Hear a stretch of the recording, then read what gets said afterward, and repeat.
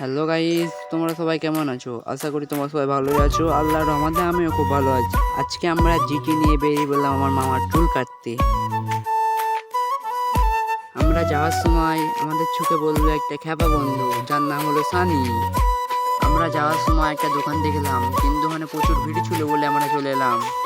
আরও কিছুটা যাওয়ার পর আমার মামার খেতে পেয়ে গেল, তাই ওকে একটা আমাদের এখানকার পরোটার দোকানে নিয়ে গেলাম। আমার মামা দেখো কিরম আধা কালার মতো দাঁড়িয়ে আছে। কাকুর কাছে পরোটা ছিল না বলে কাকু আমাদের তৈরি করে দিল। তাই ফাইনালি কাকু তৈরি করার পর আমার মামাকে দিতে লাগলো। কাকু এখন মাপছে, আর তোমরা তো লাইক সাবস্ক্রাইব করো। কাকুর মাপা কমপ্লিট হয়ে গেল এবং কাকু এবার আমাদের তরকারি দেবে। তরকারি দেওয়ার পর কাকু আমাদের হাতে ধরিয়ে দিল এই পরোটার চিকটা। কিন্তু আমার মামা বললো যেখানে খাবো না, বাড়ি গিয়ে খাবো, আগে চুল কাটবো তারপরে খাবো। তাই জন্য একটা কাকুর দোকানে এলাম যেখানে কোনো ভিড় ছিল না। আমার মামা এখন চুল কাটছে, সবাই দেখো। কাকু আমার মামার চুল কাটুক, আর তোমরা লাইক সাবস্ক্রাইব করে দাও। দেখা হচ্ছে তাহলে নেক্সট ভিডিওতে।